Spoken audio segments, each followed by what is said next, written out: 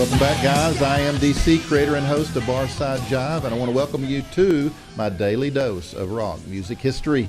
Today is Monday, February 10th, 2020, and you are witnessing my Satisfaction Guarantee Tour Day number 7. Order your Satisfaction Guarantee tour gear while they last at bradjensenart.com.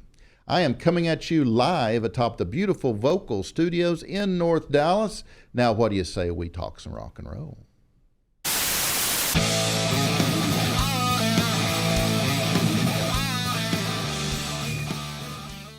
On this day, 1942, Chattanooga Choo Choo by Glenn Miller and his orchestra becomes the first recording to be awarded a gold record.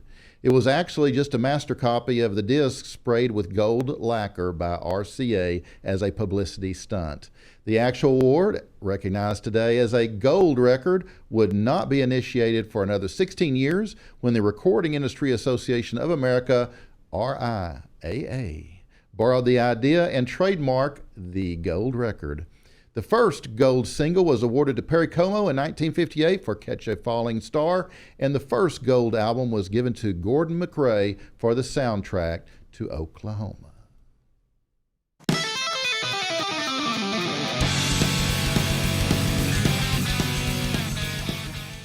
Little Richard records Long Tall Sally on this day, 1956, which will go on to be the highest charting record in the U.S., climbing to number 6 on the Billboard's pop chart and number 1 on the R&B chart by next April. Rolling Stone magazine has listed the tune as number 56 on its list of the 500 greatest tunes of all time.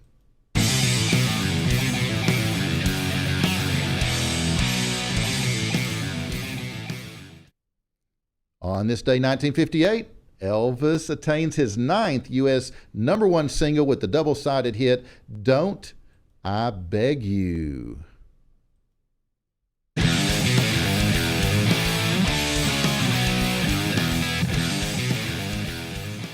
Link Wray performs his controversial instrumental hit, Rumble, on American Bandstand on this day in 1959. Because of its title, many radio stations refused to play the record. That's right, guys, refused to play it. But it still managed to sell over 1 million copies and reach number 16 on the Billboard pop chart.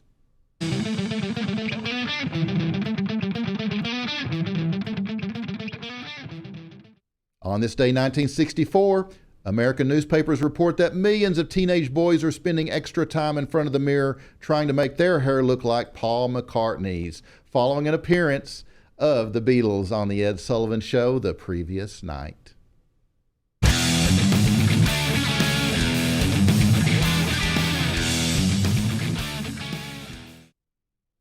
The Beatles and George Martin added the orchestral crescendos to A Day in the Life, using a 40-piece orchestra on this day in 1967.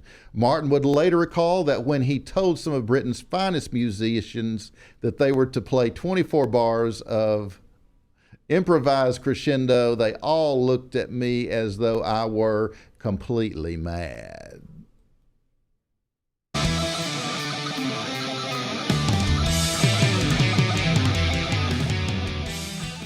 On this day, 72, was the year Britain's most popular glam rock act, T-Rex, kicks off their first headlining tour of the U.S. in support of their current big hit, Bang a Gong. That was on this day, 1972. I love T-Rex.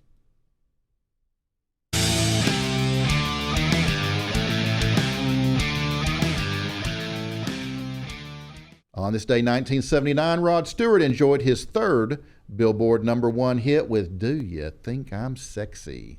The record also went to the top 10 in other countries. That would be 10 other countries.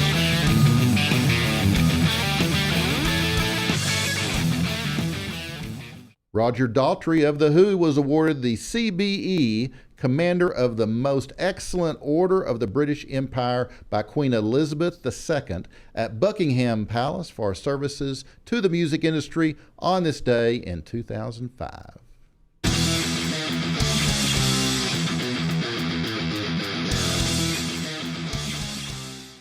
On this day in 2008, the Eagles won a Grammy Award for Best Country Performance by a Duo or Group with vocal for How Long. It was the band's 5th Grammy Award.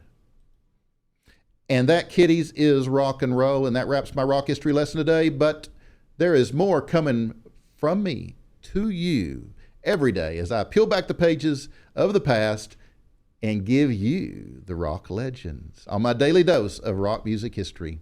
If you'd like to check out my Daily Dose archives, go to my YouTube channel, youtube.com/Barside Jive Live, and look in the Daily Dose playlist. And hey, while you're there, show me some love and click that big-ass red subscribe button. It's free. I do appreciate you hanging out with me during my Daily Dose today. Seek every day to be a hero in someone's life, and I will see you soon. So peace, much love, and always rock and roll. Have mercy. Good night, Bill.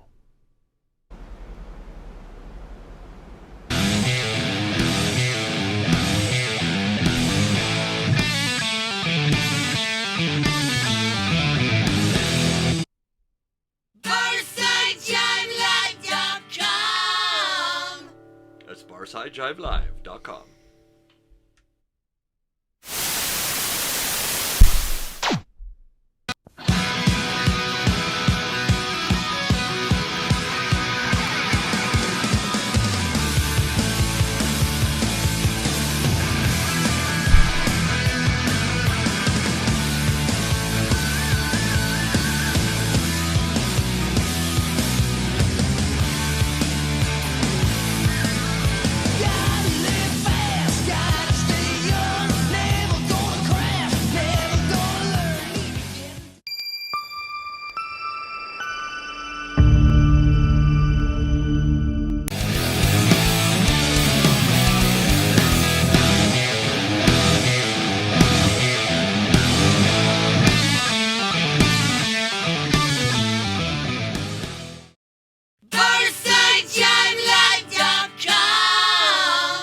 That's BarsideJiveLive.com.